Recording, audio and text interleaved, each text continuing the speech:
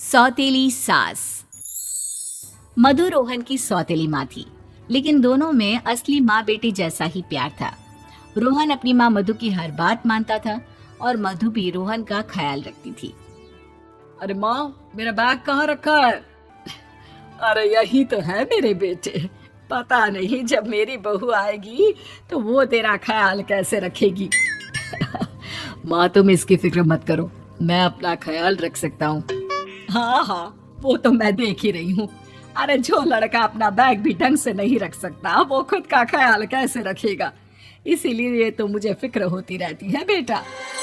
अरे माँ, तू भी किन चक्करों में पड़ गई? मैं अब बड़ा हो गया हूँ, पढ़ाई भी खत्म हो गई है, अब नौकरी भी करने लगा हूँ। चिंता किस बात की है? अरे मुझे नहीं, तेरे पापा को तेरी चिंता है।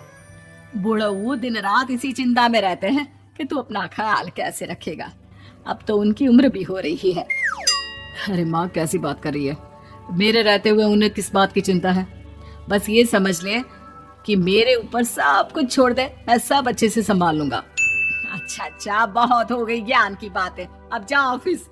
मैं भी घर का काम काज संभालू, बहुत बकबक करता है।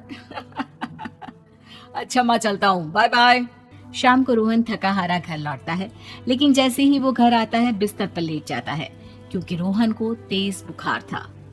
अरे रोहन, तुझे तो तेज बुखार हो रहा है, बारिश में भीगता हुआ आया है क्या? अरे माँ, क्या करता, बारिश रुकने का नाम ही नहीं ले रही थी। बड़ी मुश्किल से जैसे तैसे घर पहुंचा हूँ। अच्छा, कपड़े बदल कर बैठ, मैं चाय बनाकर लाती हूँ तेरे लिए। कुछ देर बाद मधु रोहन के लिए चाय लेकर आती है। ले, चाय पी ले और दवाइयाँ खा ले। हाँ माँ। अच्छा माँ, तुमसे कुछ बात करनी थी। बोलना बेटा, ऐसी क्या बात है जो तुझे मुझसे पूछने की जरूरत पड़ गई? माँ, मैं ऑफिस की रागिनी से शादी करना चाहता हूँ और वो भी तैयार है। अरे तो फिर दिक्कत क्या है? जब तुम दोनों तैयार हो तो हमें कोई दिक्कत नहीं है। लेकिन माँ, वो रागिनी थोड़ी परेशान है। अरे वो क्यों भला? उसे लगता है कि उसे सौतेली सास मिलेगी, इसलिए वो डर रही है। तो तूने समझाया नहीं कि मैं तेरी सगी माँ जैसी ही हूँ? बता, आज तक मैंने कभी तुझे सौतेले बेटे की तरह माना है क्या? अरे माँ, तू तो बुरा मान गई, मैं ये थोड़ी ना कह रहा हूँ। रागिनी ही कह रही थी, बाकी उसे कोई दिक्कत नहीं है, बस थोड़ा सा घबरा रही थी। खैर, कुछ दिन बाद रोहन और रागिनी की शादी हो गई, सब कुछ ठीक चलने लगा। लेकिन रागिनी अपनी सौतेली सास को कभी अपना नहीं सकी। अरे ओ बहू, सुनती हो? मेरी 2 सहेलियां आई है, जरा 2-4 कप चाय तो लिया। सगी सास होती तो क्या ऐसे भगाती बहू को चाय के लिए? पता नहीं क्या क्या बुराई कर रही होगी अपनी सहेलियों से मेरी। अरे ओ बहू, कभी तो सुन लिया कर। ला रही हूँ माता जी, क्यों आसमान सिर पर उठा लिया है? मधु अपनी एक दोस्त से कहती है। अरे ये आजकल की बहुएं तो बहुत बकबक करती है। एक हमारा जमाना था जब हम अपनी सास के सामने बिल्कुल जुबान नहीं खोलते थे। वो तो सगी सास के सामने मैं भी नहीं खोलती, लेकिन आप तो सौतेली सास जो ठहरी। सौतेली तो सौतेली ही होती है, सगी कभी नहीं हो सकती। पता नहीं रोहन क्यों आपकी दिन भर तारीफ करते हैं। अरे देखो तो कितना बोलती है। ठीक है, आज आने दे मेरे बेटे को, फिर निकालती हूँ तेरी हेकड़ी। आप और कर भी क्या सकती है, पर शिकायत करना तो सीखा है आपने। शाम को जब रोहन घर लौटता है, रागिनी रोते हुए कहती है, सुनो रोहन, या तो आप किसी दूसरे घर में शिफ्ट हो जाओ या फिर मुझे घर से निकाल दो। मैं अपनी सौतेली सास के साथ नहीं रह सकती, दिन भर टॉर्चर करती रहती है मुझे। अरे, ऐसा नहीं बोलते। अगर कोई छोटी मोटी बात हो गई हो तो उनकी ओर से मैं सॉरी बोल देता हूँ। नहीं, ऐसी कोई बात नहीं है, लेकिन वो असली सास की तरह मुझ पर राज चलाना चाहती है और मैं ऐसा नहीं होने दूंगी। अरे ऐसा क्यों बोलती हो? मेरी असली माँ बहुत कम उम्र में ही मुझे छोड़कर दूसरी दुनिया में चली गई थी। मुझे पालने पोसने वाली यही तो है। उनके लिए मेरे सामने कुछ मत बोला करो।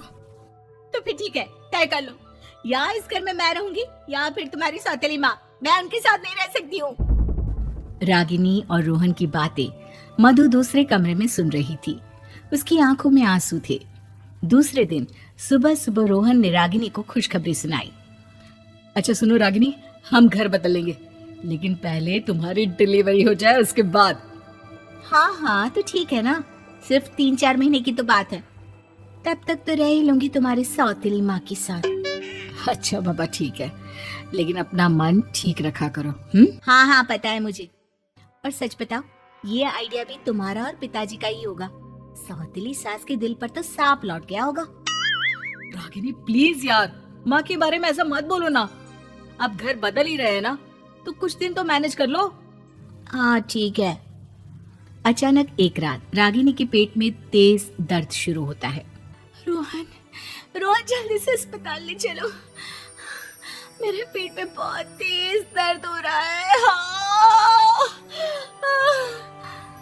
हाँ चलता हूँ। अस्पताल में पहुंचकर रागिनी को भर्ती करवा दिया। रोहन जी, आपकी पत्नी की हालत बहुत खराब होती जा रही है, उन्हें जल्द से जल्द किसी के खून की जरूरत है।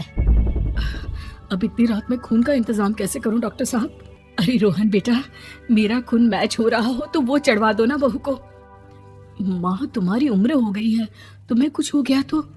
अरे मेरी उम्र हो चुकी है तो क्या हुआ, बहू को बचाना जरूरी है। और खून मैच कर गया। रागिनी को खून चढ़ा दिया गया। 2 दिन बाद रागिनी को होश आता है। रोहन, क्या हुआ? क्या मैं कई दिन से बेहोश थी? मेरा बच्चा कहाँ है? 2 दिन बाद तुम्हें होश आया है रागिनी, और ये लो तुम्हारी प्यारी सी बच्ची। मुझे क्या हुआ था रोहन? और सब लोग कहाँ हैं? रोहन की आंखों में आंसू थे। क्या हुआ, बोलो ना।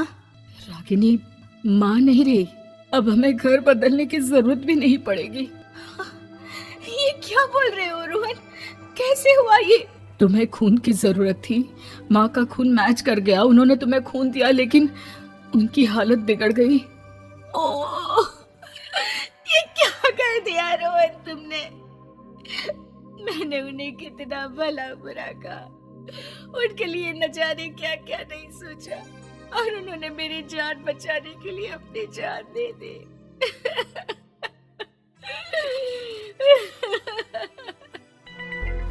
हाँ रागिनी, उन्होंने अपनी जान दे दी। माँ तो चली गई रोहन, लेकिन हम अपनी बच्ची का नाम मधु रखेंगे, ताकि तुम्हें अपनी माँ की याद ना आए। और इस तरह बच्ची का नाम रखा गया मधु।